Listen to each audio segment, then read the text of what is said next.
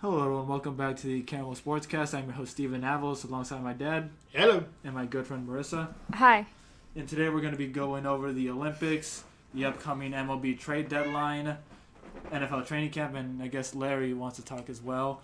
But first off, I'd like to congratulate the Milwaukee Bucks on winning the NBA Finals. They definitely surprised all of us because we all had the Suns winning it in 6 or 7 games. I actually had 5, so I had the biggest loss there. But, congratulations to Giannis, Middleton, Holiday. Those guys did a really good job. And especially Giannis at the free throw line in Game 6. He was amazing. Yeah, we put him back from quite a bit on his free throw percentage, but he came through big. Yeah, he only missed like 1 or 2 all game. He had a couple. His last 2 games were monsters. Yeah, he was amazing. He did a great job. And Booker, even though Paul, I think, had more of a choke in that series, Booker, I think, had the bigger tank in one game. He gets too emotional. But he didn't make his shots. Yeah. But anyway, congratulations, Bucks. Yeah, and before we get into everything, we're just going to do a quick sweep over the MLB standings, going over how everyone's been doing and such. So, Dad, would you like to start that off? We're just going to go with the top 2 teams in each division. In the American League East, we got Boston and Tampa Bay 1-2. Tampa Bay is 1 game out. Chicago got Houston and the A's. A's 5.5 games back. And then for the National League in the East, the Mets are up 4 games against the Phillies. Although, I know we're only doing 2 teams here. The Braves are 1 game back of the Phillies too. So, it's pretty close between those 3. Then for the NL Central, we got the Milwaukee Brewers and the Cincinnati Reds. Reds are back 6.5 games. Then for the NL West, the Giants are leading that division by 2 games to the Los Angeles Dodgers. A weird anomaly. Oh, yes, Marissa. I was just going to say, did I hear that right? The Giants still in first? Yes, you heard it right. I think you guys are going to continue in first the rest of the year, honestly. I hope so. Weird thing about the National League West is all the teams were 5-5 last 10 games. Yeah, which means, no one went anywhere. Yeah, all of them had opportunities to get ahead, and all of them had opportunities to get even more behind, but basically it was just stagnant. Yeah. A's did a crappy job this weekend they lost 3 out of 4 to the Mariners. All 1-run losses. Yeah, they start off the season so strong in 1-run wins, but they've taken a dump big time lately, and they're now below 500. A lot of that is due to their offense. Their offense, you put runners in scoring position, they won't score. You just need to score multiple runs. Well, their closers didn't close out games either. There's situations that I wouldn't put that as much on the closers as well. The thing is, the offense they lost 2 runs on wild pitches. Yeah, but their offense still should have. They've had plenty of opportunities to score more runs to where that doesn't even need to be a worry. You want to fight about it? I just think the offense. Let's go outside right now. The offense deserves a lot of blame for how stagnant this team has been, and of course, you still can put some blame on the bullpen, but it's like almost, I'd say like 90% on the offense not doing anything. Woo, 90%, huh? And also a bit of that goes to the base running as well. Bad mistakes by Mark Kotze as the third base coach, sending players in at bad times and getting them thrown out at home. Or thrown out at third as well. Just so many mistakes that they're making on offense, and it's just inexcusable. And people not producing enough. From what it sounds like you guys need both a proven closer and a good, solid hitter. I think that should be something that the A's should look forward to at the trade deadline. I mean, I really don't think it's going to happen, but... Graveman. Or Seattle's not going to want to lose Graveman now. Now that they're a game and a half behind us, they're going to... They're going to be buyers. And Rosenthal. Kimbrel's out there.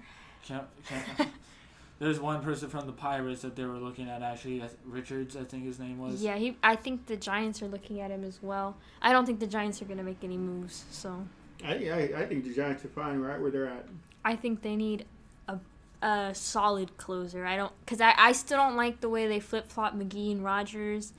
I think they need somebody who can come in and get the strikeout, because McGee, he just throws fastballs, and oftentimes he'll just go in there and get ground balls, which works.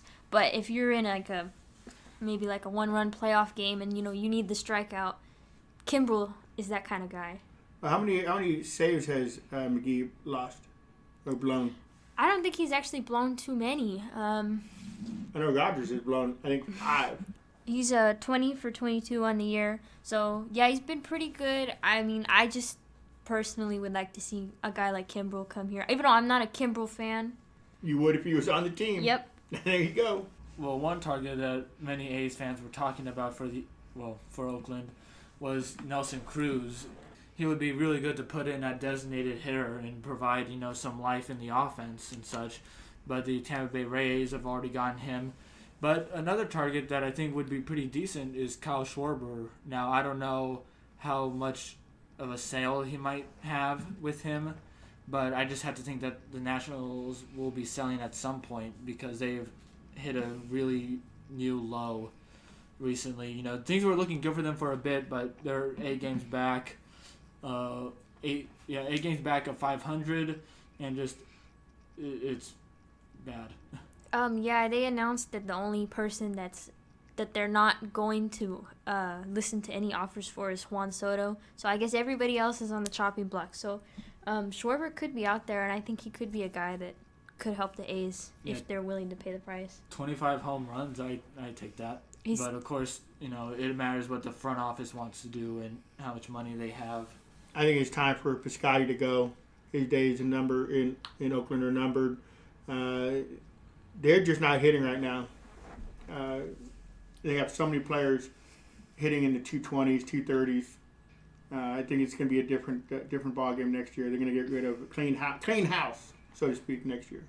I definitely think there will be some sort of mini rebuild next year. They'll try to see if they can keep Olsen and Chapman still. I don't know how, but I just have to think they would. Liriano's batting, 230? Yeah. Get that? Well, one move that I believe the A's have to make is getting rid of Darren Bush, their hitting coach. I have said this for a couple of years now, that the team is way too reliant on hitting home runs, and if they don't hit home runs, they don't really go anywhere. And they've still been hitting some home runs, but they're all solo shots. It's not really that much to go with. Well, you can't blame that on the pitching coach, though. No. I know you heard me there. But either way, I just think they need to do more there, and Darren Bush is not the man for that job. They got to get rid of him and get someone else that will help those hitters out and, have guys that can still hit some home runs but have higher batting averages to go with it. That way they're also just reliable with runners in scoring position, simply getting on base, well, they're rallies. striking out so... They strike out a lot, and they get too impatient and get out within the first 3 pitches. And even if they can get the starter out early, like they did that with Gilbert in the second game against Seattle, I believe it was the second or third game against Seattle, they got him out in the 3rd inning, and yet they only got one more hit for the whole game. And struck out 13 times. He also struck out 17 times. 18. 18 times on Saturday? I think so. That was the one against Kikuchi. Yeah. Not good. To be fair, I think a lot of teams are experiencing this, like the Giants as well. They rely a lot on the home run ball, and some of the games that they lose, it's because they hit maybe one home run, and they're not great at situational hitting. I just think that that's what's going on all over baseball, but I mean, I can definitely see it with the A's. But you lead the division with the Padres and the Dodgers. Works for us. Yeah. It's just, I'm really disappointed with the A's right now, and it makes it hard to even want to buy because they just don't seem as good as teams in the last 3 years. Yeah, they're just not playing up to their potential. Yeah, and you expect so much from Liriano. The only hitters that are coming through basically are Canna, Olsen, and Lowry sometimes. They shouldn't have got rid of Simeon. I think that him and Hendricks, I think that really messed with them. It's just another reflection of the ownership that they really don't care about continuity, and really they don't care about winning as long as they get their money. That's really the only point that stands. And actually, speaking of that, the vote did happen, but it's more of just prolonging possibly the inevitable because they voted yes, but the A's kept saying we don't like these terms, and yet they still never said why, which I think is just their way of saying we're not gonna, make a deal with you no matter what. We're just gonna try to get out of here. And I know some guys like Caval, but I've honestly lost favor in him for a while now because I feel like now he's just kind of become a puppet of Fisher, honestly. Yeah, I think, well, Vegas is going to offer Fisher anything he wants. So. Well, Fisher wants to go there in the first place, too. He doesn't. He's been given the opportunity to rebuild in Oakland, recreate the Coliseum, and he refused to do that. Even Lou Wolf, he wanted to do that, but Fisher doesn't want to. Yeah, the Coliseum is the best location because they have BART and the freeway so close. It's just a great location for fans. Yeah, and I just don't think there's really much to keep them there. Honestly, not like that Oakland has that. Not that Oakland's good enough, but that Fisher just wants out so badly is the issue. What do you think, Marissa? Yeah, I just think there's more opportunity for money to be made in Vegas for him, but it's just really sad. I think that Oakland has a pretty rich baseball history, and they're very loyal fans, and it's just very sad. Yeah, and I just don't see how it can work out, and it's on the ownership, really. The city can do more, of course, but I mainly put it on the ownership because they're the ones that want out in the first place. In other news, though, speaking of the trade deadline, the Padres made a move for Adam Frazier, the second baseman. I think that's a great deal right there. He's got a good contract. He's really talented. He's coming off a great year, and I think he can be really helpful for them. Well, who was your second baseman now? The Cronenworth. Cronenworth. And was Kopar still on the team? Yeah. Yeah, he's been playing outfield more, though. Okay. And he's sometimes would spot at first, but mainly that's Hosmer's spot. But some people have talked about that they might be trying to weed Hosmer out some way. Yeah, it was something that Marissa mentioned to me on Bleacher Report and all that. And even though he only is on a 1-year deal, it's that he can possibly be involved in arbitration, and the cash was involved in the deal that went to the Padres. So it was 2 prospects for Frazier and cash. Mm-hmm. So they could use some of that money to get him in arbitration, or keep him through arbitration. I guess extension. Yeah. Arbitration is complicated for me. Yeah, that's always complicated, but yeah, they can use the money that they received with Frazier to possibly work an extension so that he could be a Padre for a while. I think it's a good move for the Padres. He's very versatile because I think it says that he could also play the outfield. So if they're not really ready to move Cronenworth to first or whatever, he could still play the outfield. He's just a really good hitter, a solid hitter who hits for contact. I think he's got the highest batting average in the National League, and he steals bases, and he's a great defensive player. So really good for the Padres. Yeah, you just wonder, though, what's going to happen when he's on a good team. Sometimes, a guy that's really good on a bad team, they might not be able to do the same because the pressure's there. It actually counts for something, and you wonder how that will go. And, of course, I don't know if they really can get rid of Hosmer just because he's on such a big contract and he's really not playing that well. That's one thing that I really didn't like is when it first started happening that, baseball players were getting a lot of money. Mm-hmm. And Hosmer is one of the first guys to be signed in that. And it's Hosmer really was not playing that well for that kind of money in the first place, I don't think. He's a Gold Glover for sure. But offensive-wise, there's really not that much to go with. I think he's streaky. I mean, I think when he signed with the Padres, wasn't he coming off the World Series? So I think that might have been what they were looking at. But yeah, his contract's really big, and I don't know if anybody's going to be willing to take that over. And plus, I don't really know who needs him because I think he's batting 266, so it's okay. That's better than half the A's players. Yeah, I mean, It's good, but not great, I would say. The league isn't desperate for first basemen they might be for other infielders. Because right. First basemen are pretty easy to come by. Yeah. You have a really talented one, but, just compared to others, I don't know. Comparing, that's the thing that's complicated when you talk about the A's and, Chapman and Olsen. Olsen is definitely a better player, but the thing is, though, is, Chapman, it's harder to find a good third baseman than it is to find a good first baseman. Well, Olsen saved True. Chapman a lot. Mm-hmm. Yeah. But that's just the thing, though, is first baseman is so much of an easier thing that it's hard to scale. That's why it was hard to get him on the All-Star team. There's so many good ones. Yeah. Well, another thing is, so on MLB Central this morning, I guess they brought up the point that if they do get rid of Hosmer, what is that going to do to their clubhouse atmosphere? Because he's a big part of their Slam Diego vibe and their swag chains and just a lot of the fun that they have. So how would that affect them moving forward with how they play and how they're going to approach the postseason? Well, I think they get rid of him and put in the other first baseman, and he does well. It's like Hosmer never existed. Yeah. You know, it depends if the other guy steps up.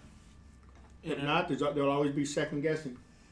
You know, as we're talking about the trade deadline, one thing that's interesting is how the Yankees are trying to be buyers this season. You know, they're really not doing that well for that. They're third in the division, I believe. Well, they got all the money in the world, so. But just this year, though, I don't see how they have a good shot at winning the World Series or even making the playoffs. They're doing it for the fans. That's fans are shelling out a lot of money. Got to put a winning team out there. I think that's silly, though, like, when looking at the long run. They already made a move to get the guy from the Pirates, their pitcher. I think it was Holmes. I can't remember his name. Also Trevor Story, too. Well, yeah, they just they offered for Trevor Story.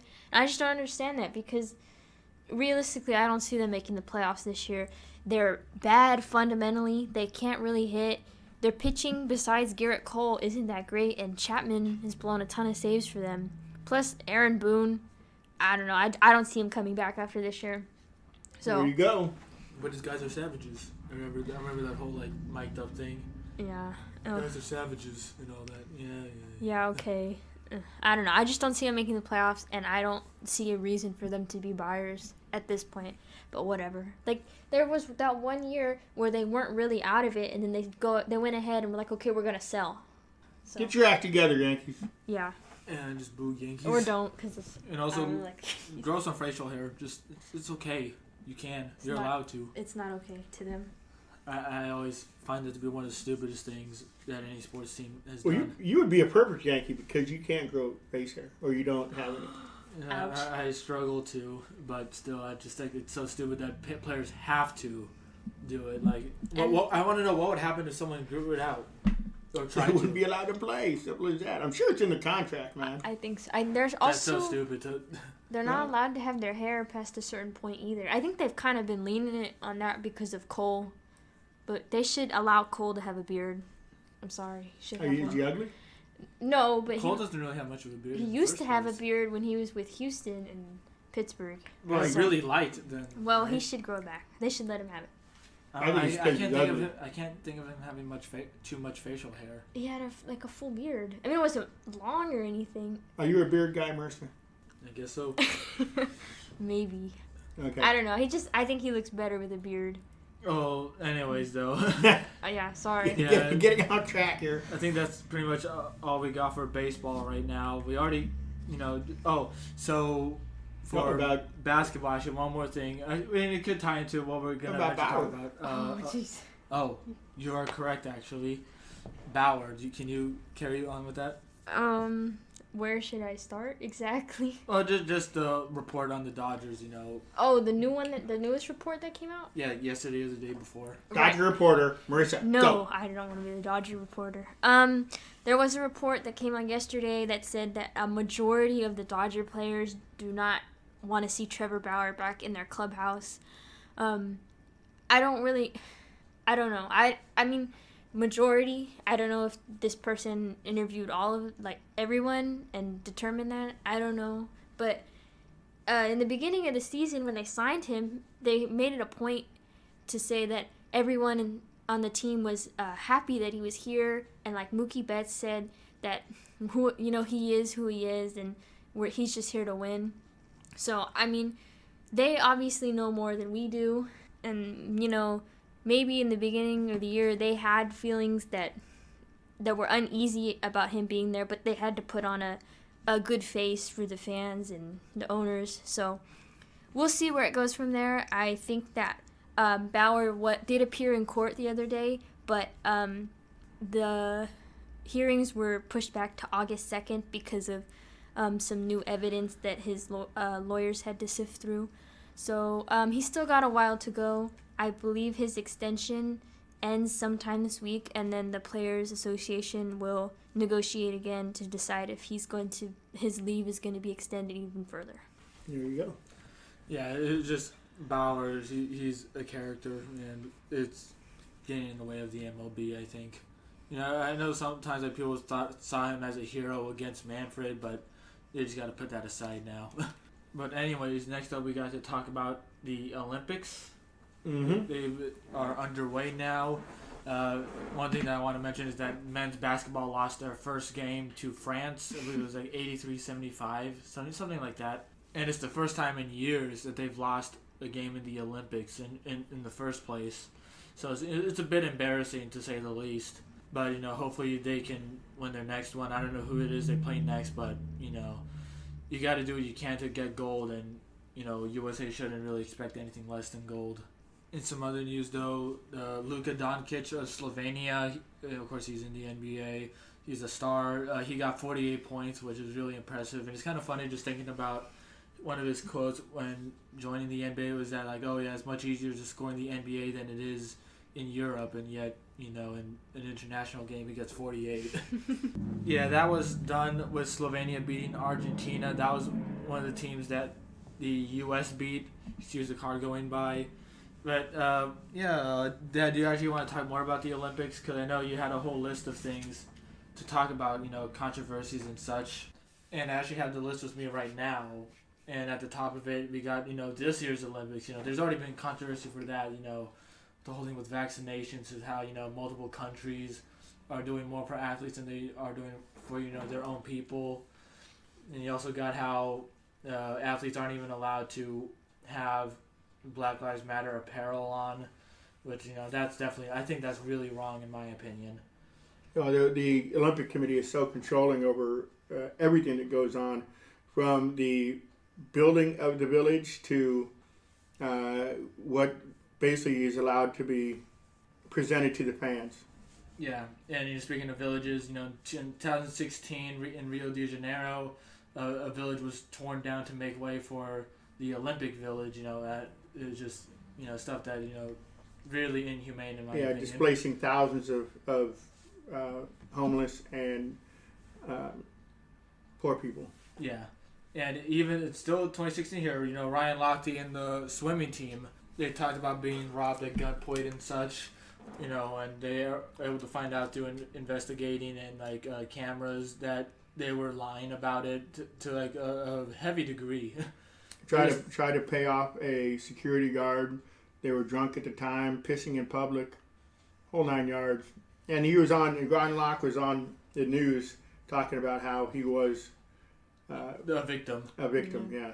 And I remember, on Good Morning America, he was on there all the time after the Olympics or something like that. You always saw his face, getting ready for the interview. It's like, why is he here again? Yeah, he got suspended for 10 months, but that's not enough. He should have been banned from the sport. And then, Marissa, you actually got something about Norwegia? Yeah, another one from this year. The Norwegian handball team was fined because they decided, or the women's handball team, they decided to wear shorts similar to the men's teams instead of wearing bikini bottoms. So that's Yeah. Yeah. Yeah, I always wonder is it in volleyball as well? Why is it they have to wear bikinis? Yeah, can't they just wear shorts? Beach. Well, they actually how will shorts prevent them from doing as well? Well, it's in their professional volleyball, beach volleyball, that's in their contract to wear skimpy outfits, but it's not practical at all. The women get sand in all weird places. You don't see the men wearing speedos when they play volleyball, but that's all for money. But this is ridiculous. This isn't professional volleyball. It's the Olympics. Yeah, it shouldn't be like a fashion show or anything like that, or something for people to you have to watch the sport, not look at the women and all that. Right. In that way, and then Objectifying them. Yeah, China 2008, Cuban was judo or taekwondo. Yeah, taekwondo. Taekwondo kicked the referee in the head. Yeah, he was good. The fighter was in a bronze medal match, and he was allowed a 1 minute injury timeout, and when it lasted more than a minute, the referee, which he is entitled to do, disqualified him. And when he found out that he got disqualified, he kicked the referee in the head. Then he got Salt Lake City in 2002. And he was banned from the games. Yeah. Forever. Yeah, permanent ban. Salt Lake City in 2002, it turns out that the city was bribing Olympic officials. Yeah, they had tried for 5 years to get some kind of Olympic Games in Salt Lake City. They failed every time, so they did the next best thing and bribed them. Yep. Which is also how Russia got their 2 Olympics. They got a winter and summer Olympic game, which was done because, that was all done on bribes. 98 and 2000. Then actually South Korea in 1988, Roy Jones Jr., one of the greatest boxers of all time, lost a match, even though when it comes to hits connected, it was like 86-32 and all that. And the judges were saying that like they were taken out for dinner by like the South Korean committee and all that like the day before, which shows like, even more corruption. Yeah, he was one of the best fighters. 19 years old, and boxing is, I think, one of the most crooked sports to begin with anyway. And actually, you also got Jim Thorpe stripped of his medal, but it eventually was returned because he played baseball and was involved in a doping scandal. Was that what it was? No, he had no doping, but this was 1912. He got two of his gold medals taken away because he got paid once to play baseball. Oh, okay. So, but they did give him back his medals 70 years later in 1982. Yes, they gave it back to his surviving kids. And you also got the boycott in 1980 Olympics in Russia, which, it prevented many athletes from getting their chance. But, it's kind of hard to like blame a country for boycotting it because, there is a lot of corruption in the Olympics, so you can't really blame them for not wanting to be involved. Yeah, country against country kind of thing. The biggest one I want to leave this off with is 1972 basketball, where the men were up by USA was up by a point against the Soviet Union with 3 seconds left, and when the clock should have ran out, they stopped time and all that, or they just redid it. Yeah, they took the ball out with 3 seconds left. They took the ball out, dribbled to half court. There might have been a second left. It should have been enough to end it. Yeah, and they said, no, we're going to play those 3 seconds again. They replayed it again, and they ended up throwing a full-length pass to a guy underneath the basket. He scored the points, and it was over. The United States has still not accepted the silver medals, and they are just sitting somewhere with the Olympic Committee. Yeah, it's also just stupid that the Olympic Committee hasn't addressed it, like saying like, oh yeah, we made a mistake there. It's funny how long organizations go on for. Houston Astros situation, how they still don't acknowledge, like they know they cheated, but they still don't say that changes the outcome or even put an asterisk on it. Like I don't know why that's so hard to do. In another controversy that happened in the 2008 Beijing Olympics, they got rid of an entire village. 1.8 million people were displaced in order to make room for the Olympics. They just basically said, you can no longer live here. We're taking it over. And last but not least, we have the Black Power symbol salute in the 1968 Mexico Olympics, where Americans Tommy Smith and John Carlos raised their fist in the air to protest social injustice. And it basically became a sign for the Black Power movement. So that's some of the controversies. But you should look into every one that we mentioned because the story is so much bigger than what we've mentioned. Yeah. So. But anything else for the Olympics? I look forward to baseball being played. Well, what are the records so far? Who's leading what? Oh, so far Japan is leading. They have 8 gold medals, 2 silver and 3 bronze. Then I'm just gonna go out the numbers here. USA 7-3-4, China 6-5-7, and Russia 4-5-3. And China has the most right now, I think, with 18 medals total. Interesting. But gold though. It's been fun to watch. I watched some of the table tennis today, where Japan beat China, which China had won out of all the medals that had been won in table tennis, China has won 28 out of 32, and Japan won today to beat them. They were, even though China was up 2-0. Yeah. But I already said this earlier, but I really do look forward to baseball being played and such. And that's next week, right? Tuesday. So I don't know if that's like technically tonight or the day after that and into that morning, because they've been playing like at midnight. Mm-hmm. That. Yeah. The United States women played tonight. Actually, at 1 in the morning they play. Is there anything you want to add to it? Yeah, the soccer team. Right. So the softball games are finishing up tomorrow morning. Mexico and Canada play tonight though for the bronze at 9:00. So that one should be really good. And then USA and Japan play at 4:00 in the morning for the gold and silver. All right, I'll be up at 4. How about you, kiddo? No. It's possible. No, you won't. You don't get up till 10. Or I just don't have to go to sleep at all. Oh, there you go.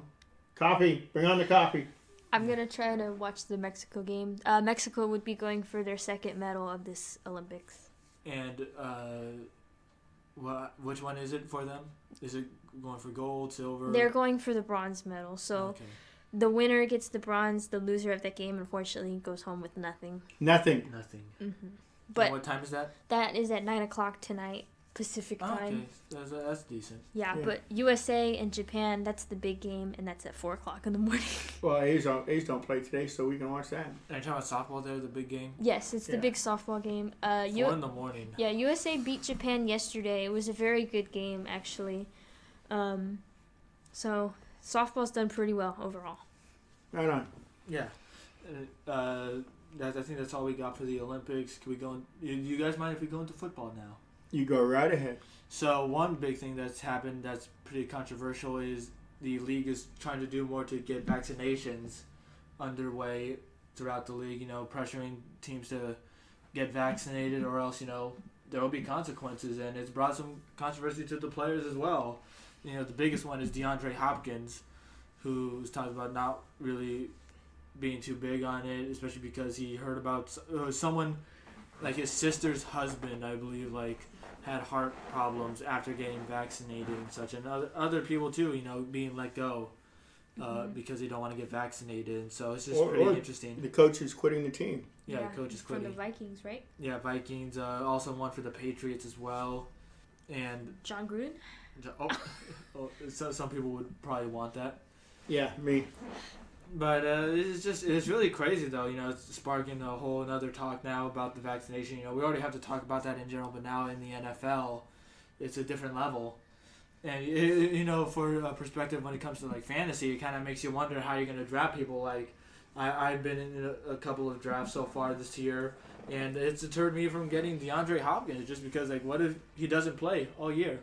Yeah, I think if you don't get the vaccination, you don't play. Bottom line.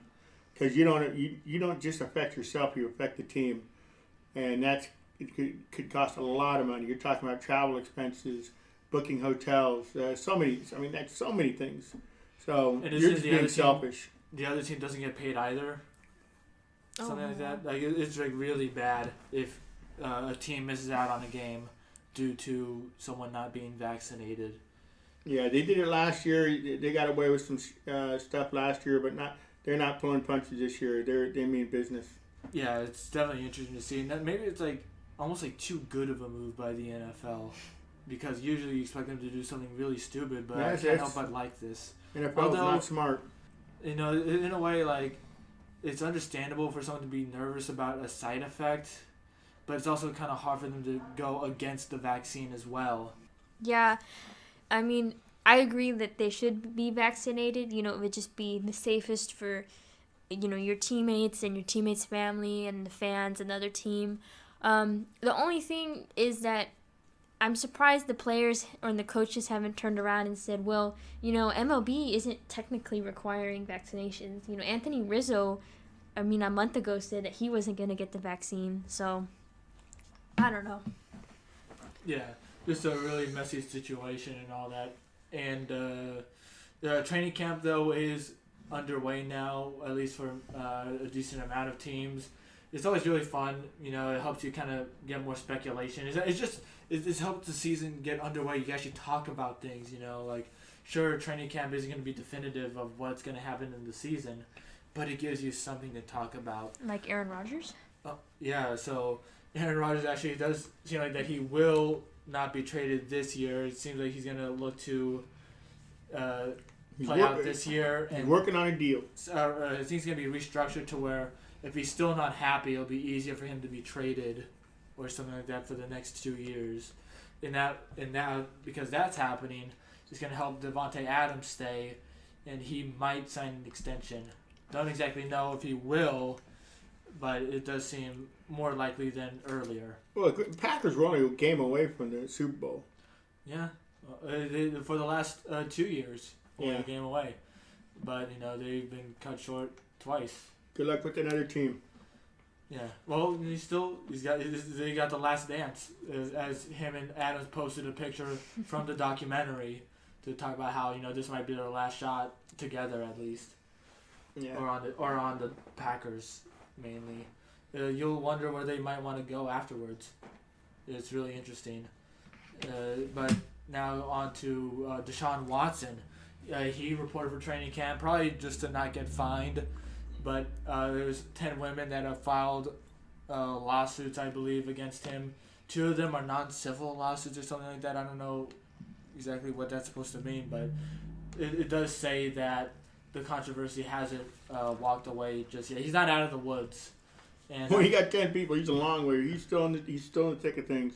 Yeah, and you wonder what's going to happen with him, if anyone's still going to trade for him, because the Texans actually are looking to possibly trade him now. Well, yeah. If he's not going to be around, I'd get rid of him too. I don't think he's going to be around.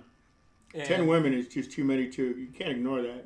Yeah, but, you know, in sports sometimes that's just what happens. This guy could be surrounded by controversy, and yet they still get away with it for a while. You mean like our ex-president?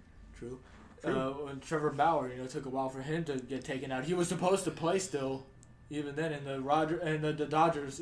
Oh yeah, the Dodgers were a little bit reluctant to take him out and all that, put him on leave before the MLB did it themselves. Well, the team's going to think enough about wins. That's the only bottom line is wins. But the NFL, though, he's a superstar. He's a good player. I'm not talking about him as a person, but as a player, he's top fantastic. 5, right? Yes, top 5. Yeah. But either way, though, you just wonder what's going to happen. It does seem like if he does get traded, it could be the Eagles. That's what it seems likely for. I just hope, you know, when it comes to Rodgers and Watson eventually going, they don't go to the AFC West like the Broncos. If they go to the AFC West, if it's the Raiders, that would not Watson. I don't want him to deal with the mess that's surrounding him. You know, I'd much rather want Rodgers and all that. Who wouldn't? Yeah, yeah, who wouldn't, honestly. But so sorry, Card, but Rodgers is Rodgers. I take him any day. Go Cal, go Bears. So yes, before like anyone gets on me, yes, Watson is a much better quarterback than Derek Carr. But the reason why I don't want him as much is because of the controversy. Like, would you want someone with that much controversy as he does? No. Marissa, would you? No. Like, even if he got cleared for it, it's still gonna loom heavily over him, and that's just not fun to have around. No, it's not. So that's why, you know, don't think of me as a stan or anything that like I'm protecting Carr at all costs. No, trust me, like Watson's better, but it's the baggage that comes with him. That's why I'd much rather want Rodgers. Speaking of football, Steven, how are your articles going? Yeah, I just had one come out over the weekend, I believe. That's when it was. I actually don't remember how I had it, but it was definitely recent, just to say the least. It was a piece on previewing Kenyon Drake for the season, on how he might do and such. You know, just talking about him for a bit. I look forward to having him play some snaps for the Raiders. I think he could be very effective and all that, and you can find out how I believe he'll do on my article. Yeah. It was very good, by the way. Oh, yeah. Got a lot of fire on Bleacher Report. Yeah, actually, I don't know if it's there anymore now, just because you know enough time has passed. But you can still find it on theraiderramble.com.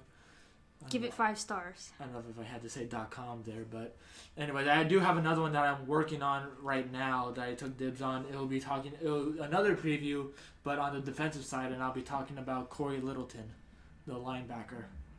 Well, Raiders defense. Hope it's a good. Hope you have good things. He was Hope you really- have some good things to say about the Raiders defense this year. Well, he had 2 really good seasons before he joined the Raiders, and then like Yeah, but he's joining the Raiders. Yeah, but they It's got probably Carr's fault. they got rid of Gunther. They got Bradley, who I think is a much better coach. I don't think he's like amazing, but I think he is better, and he'll let Littleton do his own thing. Because one thing they said about him was that, for Mayock, he was saying that he was thinking too much, and that probably has to do with Paul Gunther's scheme because it's very complex and it makes people think a lot about what the scheme is in the first place. And according to Gunther's theme, you didn't have to have a brain. Yeah, So- Gunther he's just such a stain, in my opinion. Just such a bad coach. Staying on the underwear. Yeah, but that's all I gotta say about Ramble and all that.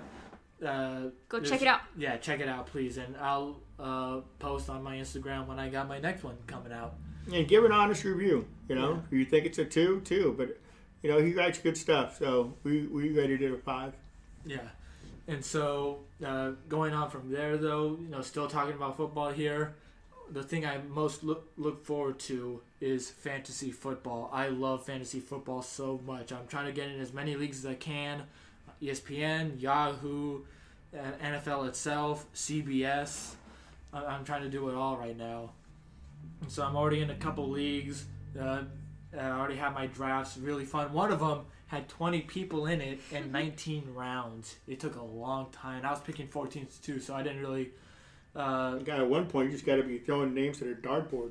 Yeah, that's what it feels like at some point. I definitely had running back. At running back, there were so many names. It's like these guys, like they might get a touchdown in the season, and of course, I'm not gonna gamble on when they're gonna get that. So Slim pickings. yeah, running back is always my weakest spot.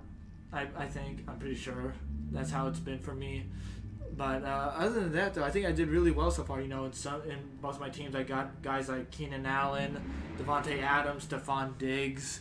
Quarterback, I got Russell Wilson, Dak Prescott. It's going pretty well. Even tight end too, George Kittle and Noah Fant. Both guys in the top 5 in my opinion. Really good.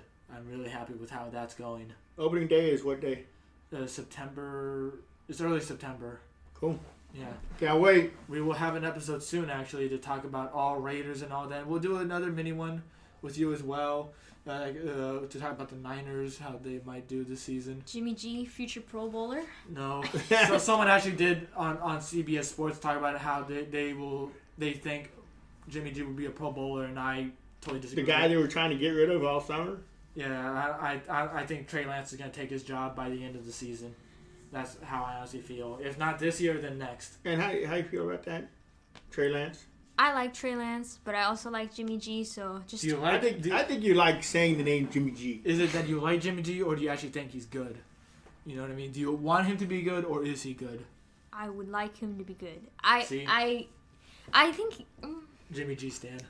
whatever. I'm hoping for a good season from him. Whether it's half the season, the full season, I hope he does well, and I hope Trey Lance does well too. But I want to keep talking about fantasy though for a bit, just because I really, really love fantasy. Like I can't go over enough on how much I like fantasy. Do you like fantasy? Yes, a lot.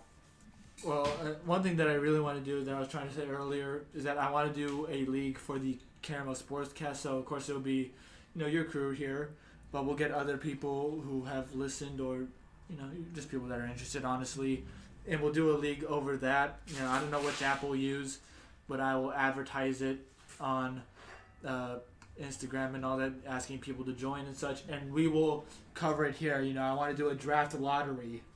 Where we, pick names and all that from a bowl to find out the draft order. Then we'll try to have it. We'll do like an episode where we're just drafting and such. I want to make a whole big thing out of it. I want to do. I love fantasy so much. I want to do everything I can. Have a special trophy made, possibly, and we'll recap it week by week on how this league would be doing. I don't know if I want it to be a competitive one or not, or one just for fun, or a mix of both. That could work as well. I would want it to be competitive mostly. Yeah. But, we just got to find the right people, though. That's the most important part. So, anyone listening that's interested, just let me know. But something else that I want to try as well, and this one is, more interesting now. I'm also going to do some pick'em leagues, so that's where you just pick, the winners of games and such. But one I want to create from scratch is, you know how there's spreads and over-unders in sports. Mm-hmm. I want to do a league based on that, but with like virtual money. And there'll be a prize in the end for whoever has the most by the end of the season. I don't know if I want to include the playoffs in it as well, but basically, everyone would have like a set amount of money, and they bet on every sports line and over/under with how much they think is right. You know, we might have like a minimum, like a $10 minimum and all that, and you can only go to this maximum. And such, you can't go all in. I feel like going all in might be like too much. I would just because of how ridiculous it could be, though, at the final week, though, when someone's ahead. Yeah. You have people play it too safe, and you also have people, like, you know, who's not going to go all in Yeah. at the end. You know, that's one thing that I'm also considering as well. But I want to be able to create a system where we're doing, like, virtual betting and all that. No money and all that, just because, you know, I think that could be a little messy if you actually do bet money. So, you know, that's something I want to be able to create, and that would be a much tighter league, and it would be only competitive just because I just don't know how you can have too much fun with that, you know what I mean? But I do love doing spreads in football. So that's something else I want to do as well. But I am looking to be in possibly 10 leagues this year. Oh my god. A mix of varieties, like fantasy, pick'em, and the spread one. So I already had drafts for 2. Already got another one for CBS and one for the Raider Ramble as well, where I'm going to be the commissioner, which is going to be pretty fun. And of course, pick'em, so that's 5 already. Mm-hmm. Got to do 2 on the NFL app. Yeah. Then maybe 1 more on Yahoo. I don't know yet. Then you got the spread one, and of course the Caramel Sportscast one. So that's could be 10 right there. Marissa, how do you feel about doing fantasy football? Right. So I won last year. Yeah, in 2 leagues. Out of the 3 leagues. I won the other one though. Yeah, just 1. It was a lot of fun last year. I learned a lot about football and just, you know, the different positions and how to strategize. So, you know, that was my second year doing it, but I was still pretty much a beginner, and Steven helped me a lot, even though we were playing against each other. I'm not going to help you much now. A little bit. I still need help. But it was really fun, and I think it's a really good opportunity for people who don't know as much about football just to learn, you know, because I did learn a lot. But I'm really looking forward to it as well this year. I'm not going to be around as much, but I will be very active in the fantasy football. Good. I really look forward to it. And, you know, like I said, I want to be able to get many people that we know involved as well. Even if they aren't, you know, too knowledgeable of sports, you know, I just want it to be fun. Right. For many. I want it to be like different leagues where some are just competitive and some are just fun. We should do one league where you just pick people that you would never ever pick. Yeah. That would be fun. Maybe. Yes, it would be. I don't know if I can drop myself that far. Oh my gosh. I gotta have some logic with it. Okay, you pick Derek Carr, first round. Hunter Renfrow. The Raiders defense. Oh god. No, I don't know if I want to do Jimmy that. G, first round pick. Quarterback only league. It's just like 3 quarterbacks only on each roster. Oh god. But yeah. Now that's it for our episode today. Hope you guys enjoyed. Wish everyone a good night. Good night. Good night.